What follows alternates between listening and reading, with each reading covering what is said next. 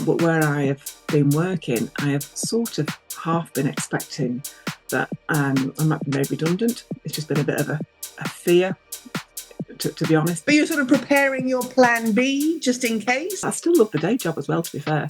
But the stuff I do outside the day job, it doesn't feel like work. It doesn't have to be all or nothing. It doesn't have to be I quit and I start something else. Yeah, there's a lot to be said for keeping your salary going for as long as possible while you're building up your side gig or whatever that may be. I did have to take a salary cut to do that, and I knew that when I applied for it because it was a different grading. I didn't realise quite what the salary cut was, and I'm really grateful for that, because if I'd have realised, I probably wouldn't have taken it, and it did feel like a complete breath of fresh air. But I'd only been in that role for 6 weeks when my daughter died unexpectedly. I don't see myself as a fortune teller, because if you look at my own experience, good God, would I have really wanted to have known that was going to happen? So I've always used the tarot as a coaching tool. How do I make that change? Do I go all in? Do I sort of stop work and retrain or do something else? Or do I kind of juggle 2 things at a time with a side gig? How do I find enough hours in the day to have a side gig? How do you manage that? Your boundaries at work. I used to regularly do 12, 13-hour days. What was that about? You never clear your emails. You never get on top of stuff. And then my other little trick, which I never thought that I would be saying, but I've stopped drinking alcohol. So I think that probably resonates with a lot of us, of what time do I finish? It has become a routine for a lot of us to go, oh, time for a glass of wine. Oh, today I'm on the first day of dry September. So I get you.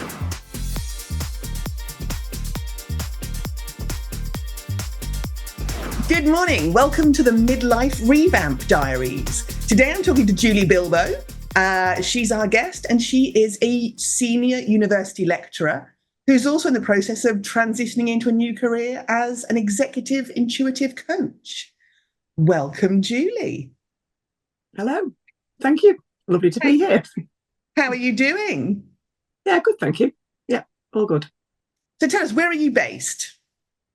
I'm in the UK. I'm near Liverpool, so a small market town called Ormskirk. Cool. Now tell us a little bit about you. And you're currently in a full-time job, and you've got a bit of a side gig going that you're sort of building up. Tell us a bit about that. Yeah, I'd love to, thank you. Yeah, so I've been, I'm a lecturer in the university. I teach nursing. I've been a nurse for a very long time, like over 30 years actually. I've been in teaching nearly 20 years now. And for reasons that I'll probably come into a little bit later, I kind of found myself getting involved in coaching, which in some ways I have sort of done off and on for a very long time. Like as a nurse and a lecturer, you're often having coaching conversations. But in recent years, I've undertaken some training to support that. And that is kind of where I am moving to.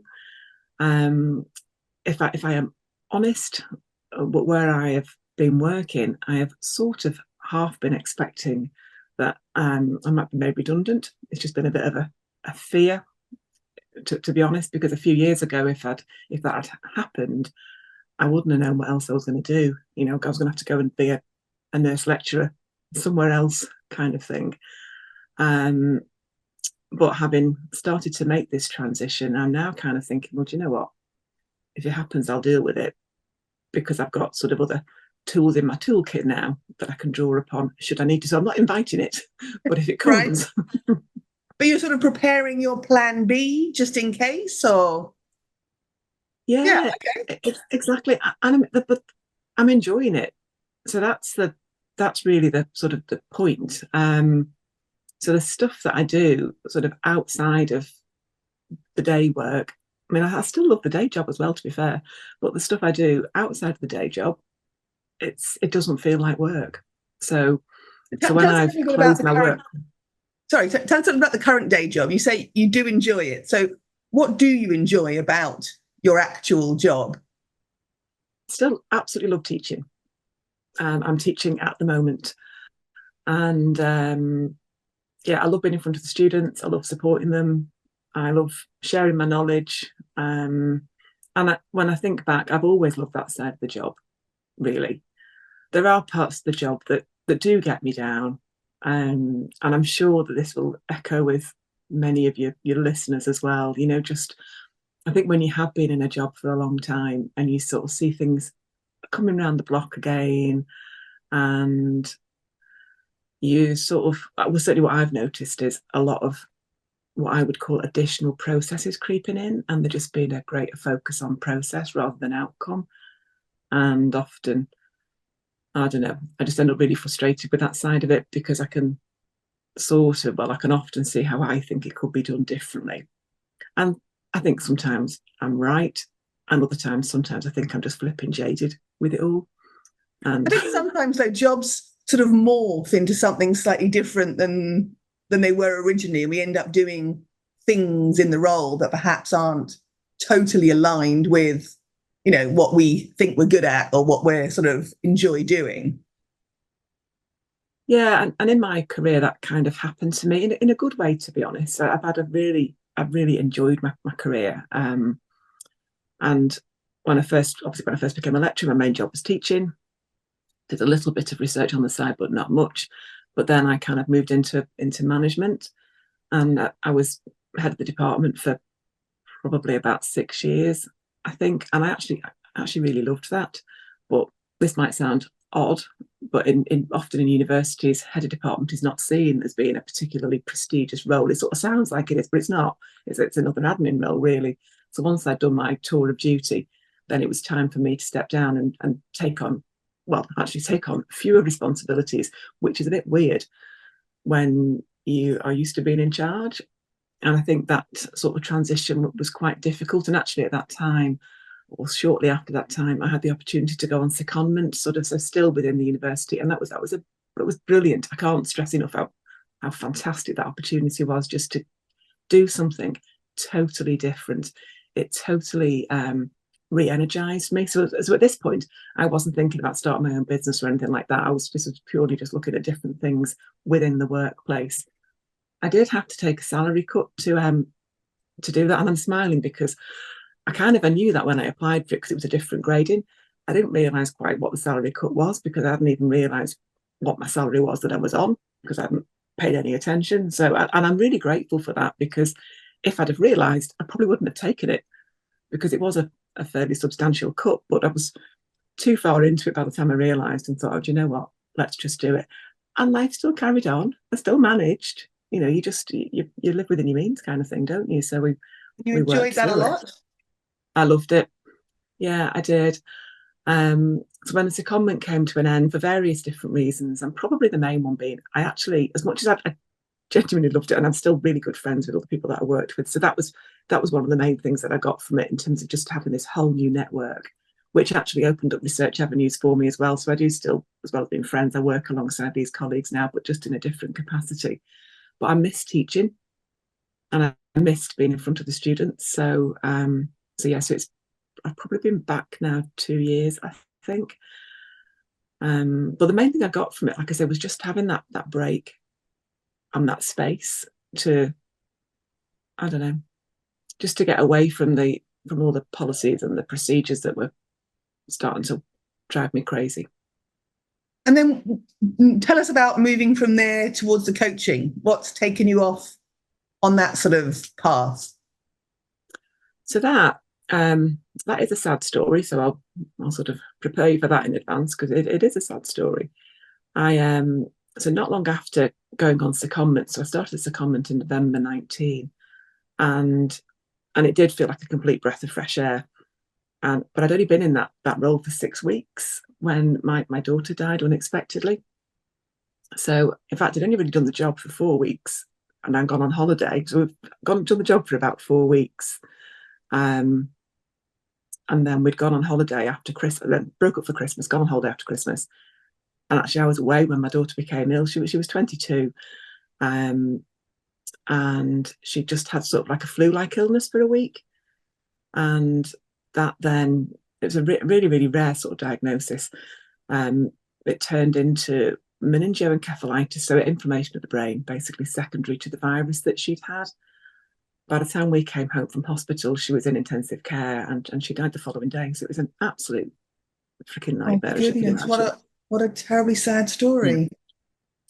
It was, and it still is. But that led into the coaching. So just a couple of things. Getting back to the secondment part of it, they people I worked with there were just fantastic with me. They just were just so supportive, unbelievably supportive. So I was completely in the right role. So just like quickly winding back to what I was saying earlier about feeling fed up in the job and taking a pay cut, etc., etc. I now believe that all happened for a reason, because I was totally in the right place when Mary Lou died. I firmly believe that if I'd have still been in that old job when that happened, then I think I'd have had to quit my job, to be honest. I don't think I'd You had feel any there's an option. element of fate there, Oh, of right time, completely. right place. Completely. Then there's loads of little sort of anecdotes and stories I could share about that, but yeah, 100%.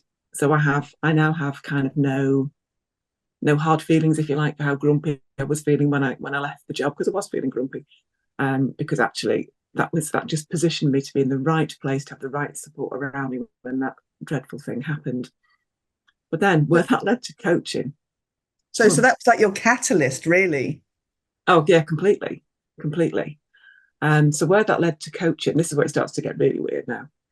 So that's the other bit to add in there. At that point, I was still doing my PhD. So in fact, the day after Mary Lou died, I got the letter from Lancaster University to say that I just completed the first part and was about to go into the final part of my PhD. And obviously that was really important to me. And I loved it. But I had to make some decisions after she died, sort of thinking, is it important or not? So I didn't decide for about 12, 18 months, but I eventually decided I'm not going to do this anymore. And I'm quite happy with that decision as well. Because what happened when I got back from the hospital after seeing Mary Lou in ITU, I was dreading going into her bedroom. I'd really sort of built it up into this big sort of like, oh my God, I'm going to have to go in at some point and blah, blah, blah. So I just walked straight in. I thought, I'm not going to turn this into a shrine. Let's just get in there, just do it. And the first thing I saw, and in fact, from my memory now, the only thing I saw was a deck of tarot cards next to her bed.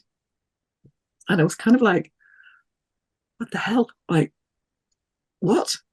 I remember speaking to her boyfriend, and he was like, I don't know where they've come from. And for a few weeks, nobody knew where they'd come from. So I was getting more, obviously, I was devastated and talking to family and sorting stuff out. So it wasn't the only thing on my mind. But every so often I would sort of think, where the hell have they come from? What is that all about? And eventually, I think it was about a month later, I discovered that a friend of hers from university bought them for Christmas, which that then made sense because we'd gone on holiday New Year's Eve. She'd been busy going out with her mates and stuff, so it sort of that solved that mystery, which was fine. And then over the course of 2020, I remember vividly in May 2020, looking at these cards because I'd never seen a tarot card before. I mean, I'd been to readers, so I wasn't, I wasn't totally naive, but equally, I would never have had them in the house. That was definitely where I was coming from with my own mindset then. And I remember sort of very carefully opening the box and having a little look and thinking, don't get it, like, just don't get it at all. And I decided to lay out 3 cards on a little sheet and look at the book to see what they meant. And this is no word of a lie. My phone, my iPhone, just literally came up with this message. It spoke, and the screen was white with red and black writing, and it just said, "Virus alert, virus alert." So I jumped out my skin, turned the phone off, put the cards away, and just took that as an absolute sign to not touch them cards again. And left the phone for a couple of hours, turned it back on, no problem. So it's like, okay, that's weird. And then I then saw a couple of mediums over the course of the year, obviously connecting with Mary Lou and stuff. And they both, well, 2 of them said to me that they thought I could do this, like do what they were doing. And I don't think I'd told them about this deck of cards, but I can't remember. Maybe I did. I can't remember. But anyway, something must have led me to start to mess around with them. And I actually can't remember the origin of that at all. But I've just got a note in my little notebook. Actually, it's just there. 29th of December, 2020. I've been playing with Mary Lou's cards for a few weeks and I feel like I'm getting a connection with her. So, and all I was doing was like looking at a card and looking it up in the book and I've got lovely little notes that I've written to myself, and it was all like really positive and helpful. And then I joined Richard Knight's masterclass in February, and then his academy, and then I did my first paid reading in June 2021. But throughout all of that, I never ever, and I still don't, I don't see myself as a fortune teller, because if you look at my own experience, good God, would I have really wanted to have known that was going to happen? Do you know what I mean? You don't necessarily want to know the future, do you? Do you know what I mean? You want tools to be able to help when things happen, and you might want a sense of what might be coming up and therefore how you might prepare for it. So I've always used the tarot as a coaching tool. But I suppose up until quite recently, up until doing my executive coaching course just recently, I've been a bit vague as to how I actually went about that. And then doing this executive coaching course, which I've done sort of through a research project at work, I've kind of realised that actually I can combine these two things. And so I've now got like a little model that I can share with people. If anybody else is interested in doing this, then I can now show you how to do it. Whereas up until recently, it's been more of a case of, well, that's what I do. So yeah. So at the moment, that's where sort of the business element is kind of coming in. But it's still quite early days. Tell us about how you're managing to combine that full-time job with the side gig. So I know a lot of us, when we're thinking about career transitions, it's all about sort of, how do I make that change? Do I go all in? Do I sort of stop work and retrain or do something else? Or do I kind of juggle two things at a time with a side gig? How do I find enough hours in the day to have a side gig? How do you manage that? Because it sounds like you've got a lot going on. Oh, I have, yeah. And there's even more that I've got going on as well, to be fair. But gosh, yeah, it is. It's a massive juggle. And I do sometimes question myself and think, what are you doing? And I do absolutely acknowledge that a lot of this for me is just distraction therapy. I get that, so if anybody's listening thinking, God, she needs to go to therapy. No, I've had therapy, and I do know what I'm doing. It's okay. And actually what I have learned through this, which has been helpful in terms of sorting my time out, is I absolutely put me first. I've had to, going through that kind of grief. One of the things I learned very, very early on was, if I'm having a day when I can't do anything, I'm having a day when I can't do anything, and that's okay. And luckily now those days happen less frequently. But I've become really, really self-aware and know when my energy is high, and know when I'm done and I'm not doing it. So that's probably the first thing, sort of just developing that self-awareness so that you can work at a time that's most effective for you. And then work-wise, a few things really. So I mentioned before about doing my PhD. So when I think about this logically, so I've taken quite a logical approach to thinking, how am I actually going to do this? Because I'm not really ready to finish my job. And plus, moving from that, particularly because I'm at the moment coaching mainly using tarot cards, it does feel like a massive leap. So I'm not really that ready to go just yet. But I thought, when I was doing my PhD, most of my weekends were taken up studying. A couple of evenings a week I'd be reading. So in some ways, it's not that different now. Obviously, I'm fortunate. I do have another child. I've got a son, Nick. He's now 22. So I'm not looking after small kids. So it would be different if I had children to look after, but I don't. So in some ways, that time that I used to spend studying, I'm now spending on the business. There's been something about, and there's been something about as well, because this might resonate with people, your boundaries at work. I used to regularly do 12, 13-hour days. And when I think back, I can still picture myself in my office till 7 o'clock at night, trying to clear emails, trying to get on top of things. What was that about? You never clear your emails. You never get on top of stuff. And that's probably what I've learned through both having a change in job, and then going through this thing, which has meant that on some days, particularly in the earlier days, I couldn't work and life still carried on. So now when it gets to the point when I've done enough, then I've done enough, and that's it. So I still work hard, still do my hours, everything. I think everything's done that needs to be done. But it just sort of feels like it's quite boundaried now. So that then frees me up for some time. And then my other little trick, which I never thought that I would be saying, but I've stopped drinking alcohol. Ah! I know, I know. Oh, today I'm on the first day of dry September. So I get you. Well, just do it. Honestly, I mean, if anybody who knows me is watching this, will be like, "My God, Julie, you've done what? How have you managed to do that?"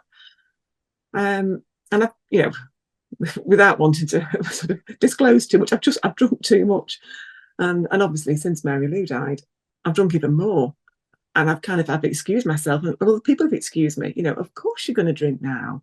Of course you are. And then if I have a bad day at work, I want to drink. If I've had a good day at work, I want to drink. It's just, and then what I've really noticed probably over the course of the last maybe 12, 18 months or so, I kind of recognize that actually I drink to mark the end of the working day. So when I was saying before about boundaries, in a sense, once I'd had a glass, that was it. The work day was done.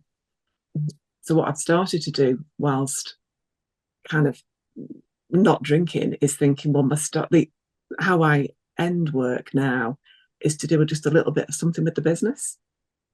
So, and then once I'm into that, I then wanted to do something with the business because, of course, realistically, once I've had a drink, I do work less effectively. I mean, I'm all right with the first glass or two, but it does start to tail off, and then you think, oh, I can't be bothered.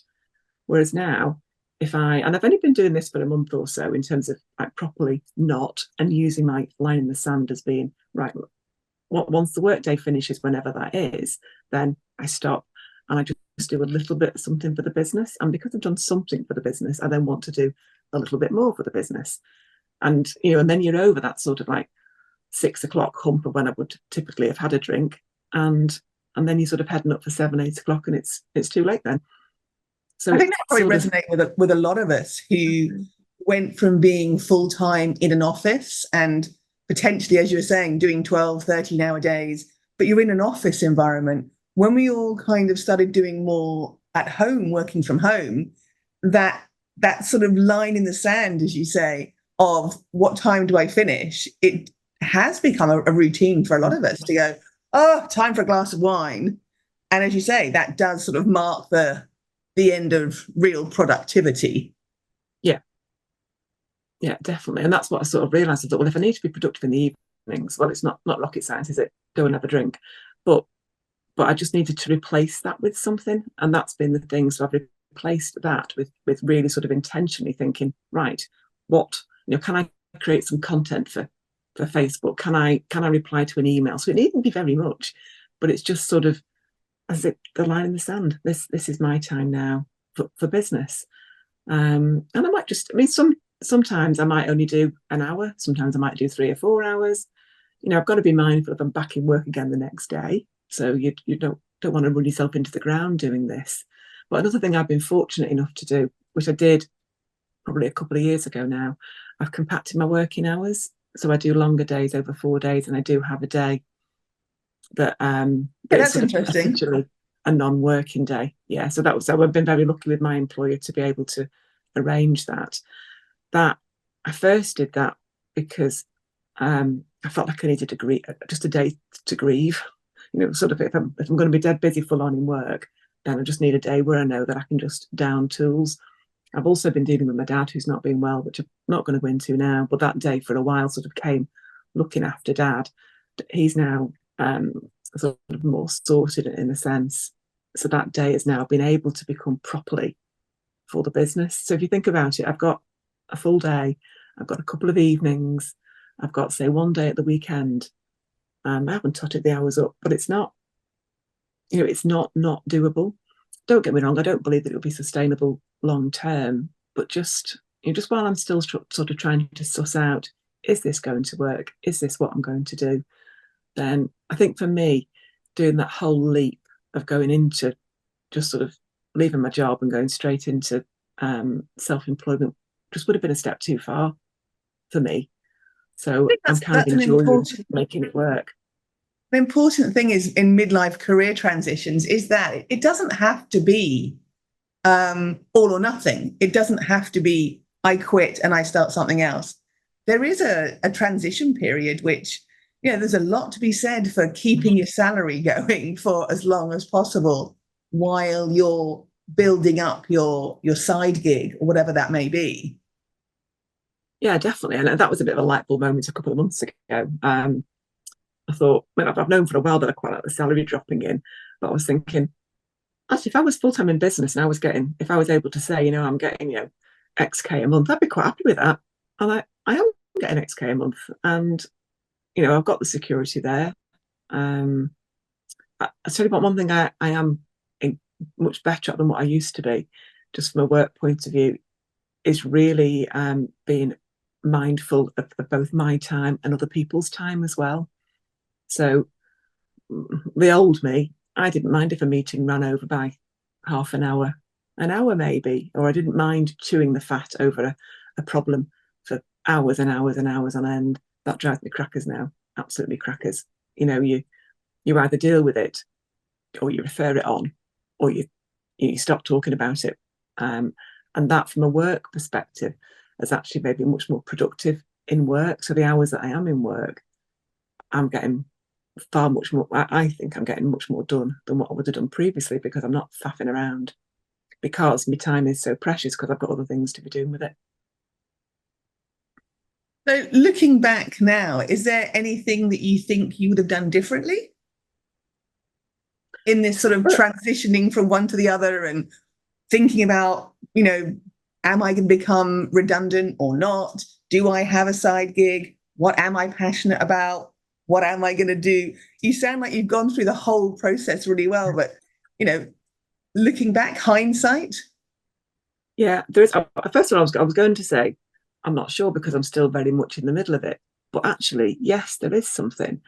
I just wouldn't have worried as much about it. I make a big thing these days about not worrying, and that's largely about going through the grief stuff. But actually, I did worry about this, because I suppose almost like for everything that I've just shared here about being able to do two things and it being okay and still being productive in work, I think there was something in my mindset that was telling me that I think that's probably partly come from the fact that I've worked so flipping hard for all these years. I've always worked and worked and worked. Even when I was off on holiday, I was working.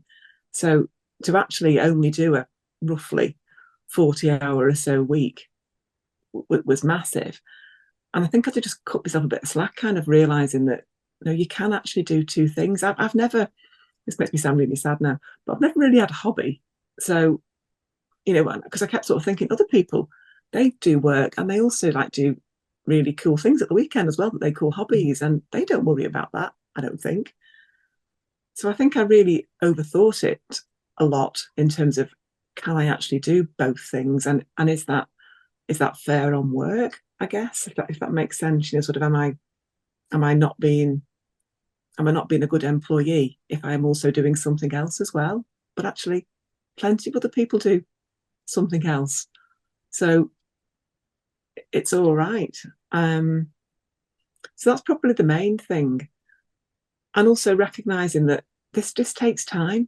So I'm really, with looking back now, I'm really pleased that I had started this quite slowly and just taking my time. Because one of my big fears, and I spoke to somebody last week who said this is a common big fear, so this might sort of resonate with other people as well. I'm actually genuinely, I'm not massively fearful of failure. I'm fearful of success. I'm fearful of oh my God, what if this goes really big and blah, blah, blah. But it rarely does. Nothing I have done so far has caused anything more than a teeny weeny ripple in my own teacup kind of thing. The word that it's not all gone crazy because I've said I'm doing tarot readings, because that was just such a big thing at first. I started reading in a little shop in my hometown in Ormskirk, thinking, oh my God, what are people going to think? They don't care. They're busy getting on with their own lives. So just, what's the worst stop that could thinking happen? it. Yeah, exactly. What's the worst that could happen? And for me, because the worst already has happened on the whole, I just get on with it. But there has been a definite barrier with this that I've only really sort of started to realize in the last few months, of just thinking, this is absolutely fine. You are not doing any harm with what you're doing. My colleagues at work know what I'm doing. I've not made any secret about what I'm doing at all. I'm very careful about keeping some sort of like clear blue water between my university work and my coaching work. That, to be honest, that is sort of quite easy because a lot of what I've been doing so far has been tarot based. So the university wouldn't want to touch that anyway. So there's been no kind of, so I suppose depending upon what it is that you are trying to do, you might need to take work into consideration a little bit.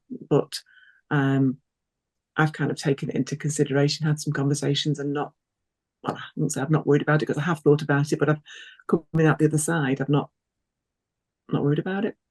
It's okay. I find a lot of women that I work with, particularly midlife women, we overthink everything. We overthink that, what if this, or what if this, or what if that happened, or, we overthink it, and that can be paralyzing because we end up procrastinating and not doing anything. So I think that sort of whole progress over perfectionism is definitely something we should all be practicing more. But it's hard because, the fear of doing something new or stepping out of our comfort zone, the fear is real. Oh, definitely. I still remember sort of sitting in the little shop doing my first reading, thinking, who am I to be doing this? Like, what is this about? How has this happened? And now that's normal. That's or doing online readings for people. It's normal. So tell us, if there's other people out there like you who sort of are in the job, potentially maybe thinking they're going to be made redundant or not, or thinking about starting a side gig or not really knowing what that side gig might be. Any advice or words of wisdom? Well, so just do it. If you've got that, if you're watching this and thinking, I'd love to do that, well, whatever it is, just make a start. And I think one of the things that I've probably only learned during this process, because it doesn't really stack up with my career as a nurse, and probably fits a little bit more as a career as an educator. But it's like not being frightened to fail, because I think there are a couple of things that have held me back. So that fear of success is definitely one. Like frightened to death of being it's suddenly going really, really well, and everybody knowing about it. Oh my God, that still scares the life out of me, to be honest. But I just have to get on with it and accept that it almost certainly won't happen anyway. And if it does, you'll deal with it. So I'm okay with that. And then the fear of failure, fear of making mistakes.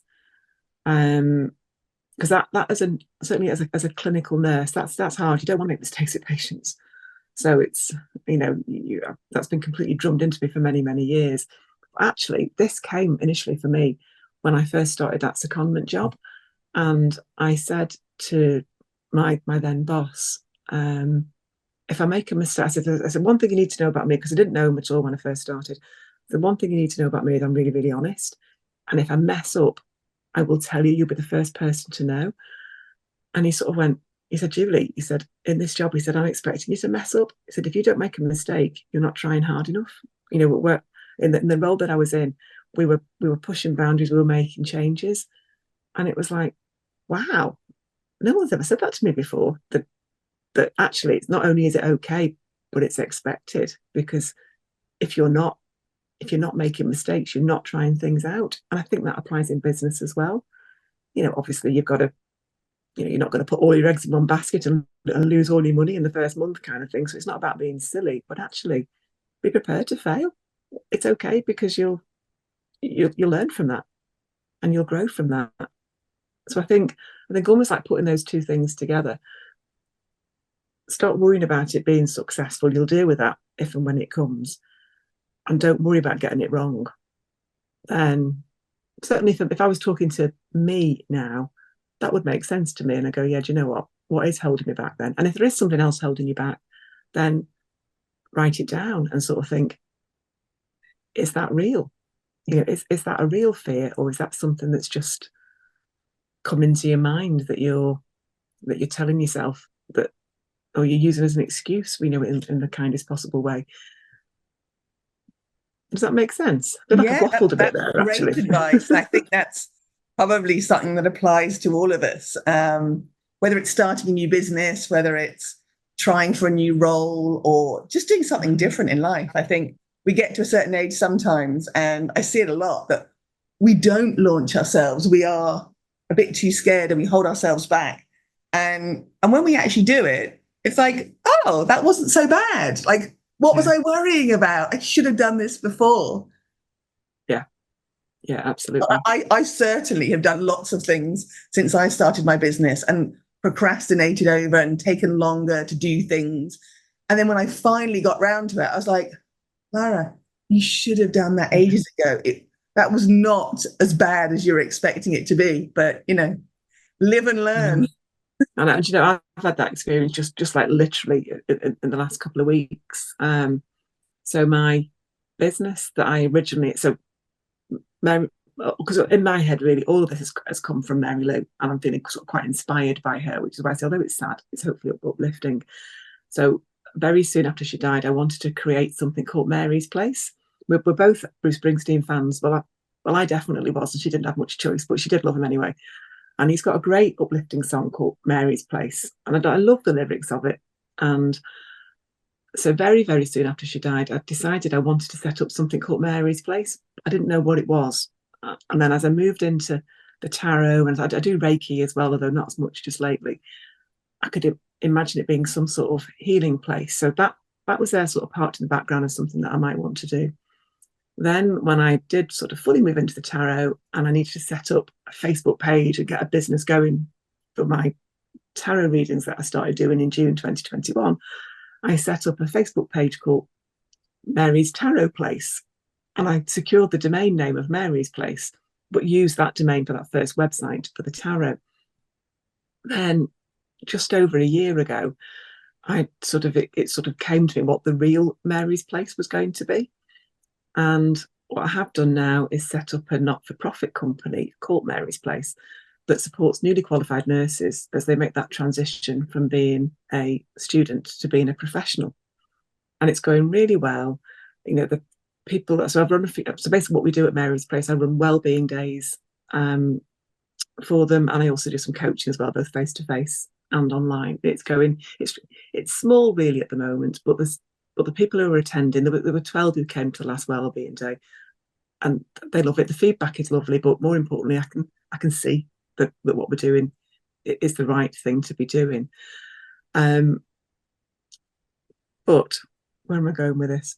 Yeah, so I had to just recently make the change on the Facebook page. So basically, I'd ended up with Mary's Tarot Place that does tarot coaching, but I didn't really have coaching in the strap line, and people were often a bit confused. If you say you're a tarot coach, people expected me to teach the tarot, and I've done some of that, but that wasn't what it was about. So Mary's Tarot Place that does coaching, and then I had Mary's Place that offered coaching but without tarot. So it's just like, oh my God, I've got to sort this out.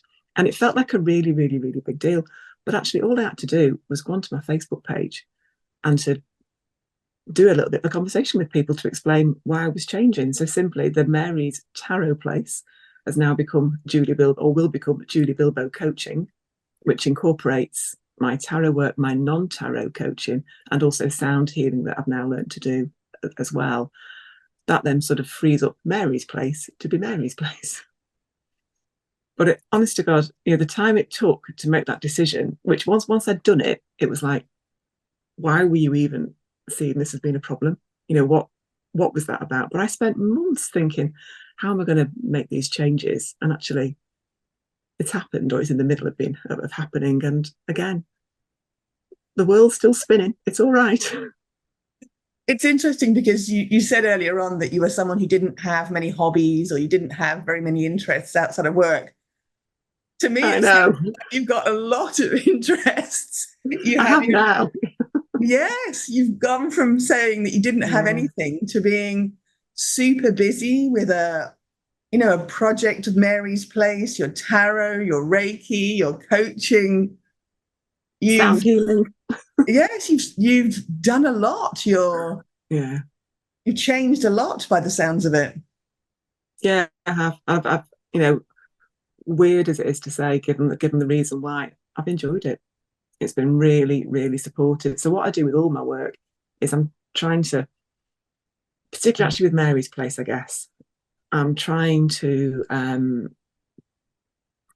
sort of share the stuff that's helped me get through what I've been through to help others get through their transition. So certainly like with the newly qualified nurses, a bit of a strap line that I've had is kind of been, look, if I can get through that, you can get through this, in terms of learning to be sort of settling in onto the ward, to be, or wherever it is that they're working as a newly qualified, because that's a massive sort of point of transition. I know obviously we're talking about midlife, but I love being able to use what I've learned to be able to support those newer in their careers as well.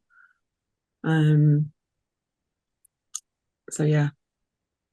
It's been super, super interesting talking to you. We've covered loads of things.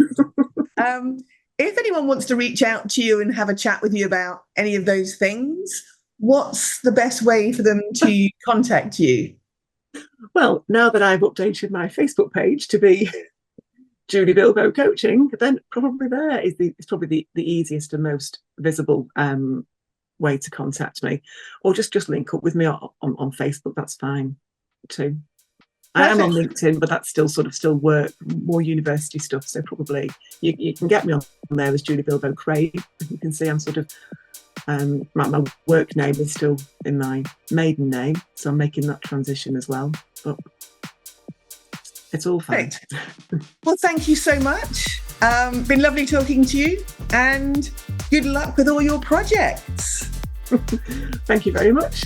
Thanks so much, Julie. Thank you.